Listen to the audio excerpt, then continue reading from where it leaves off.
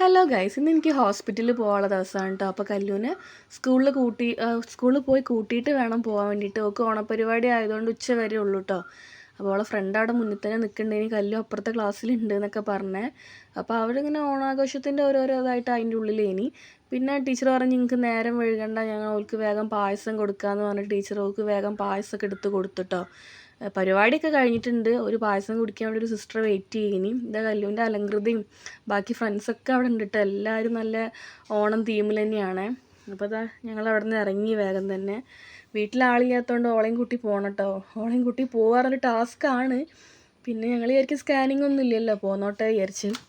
അവിടെ എത്തിയപ്പോഴാണ് ഇതുവരെ എനിക്ക് ഇത്ര തിരക്ക് കിട്ടിയില്ല കേട്ടോ. 12:30 ആകുമ്പോഴേക്കും എത്താൻ പറഞ്ഞിട്ട് ഏകദേശം 5 മണീൻ്റെ അടുത്തായിട്ട് ഡോക്ടറെ കാണിച്ച് കഴിഞ്ഞപ്പോഴേക്കും ഫുഡൊന്നും കഴിക്കാൻ പറ്റിയില്ല.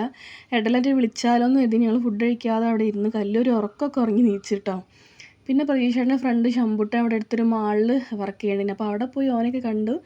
അവിടെ നിന്ന് ഞങ്ങൾ ചായയൊക്കെയാണ് കേട്ടോ കുടിച്ചത്. പിന്നെ ചോറ് തിന്നാത്തതുകൊണ്ട് എനിക്ക് എന്തൊക്കെയോ ഒരു അസ്വസ്ഥതയൊക്കെ. പിന്നെ വീഡിയോസ് ഒന്നും അങ്ങനെ എടുക്കാൻ പറ്റിയില്ല കേട്ടോ.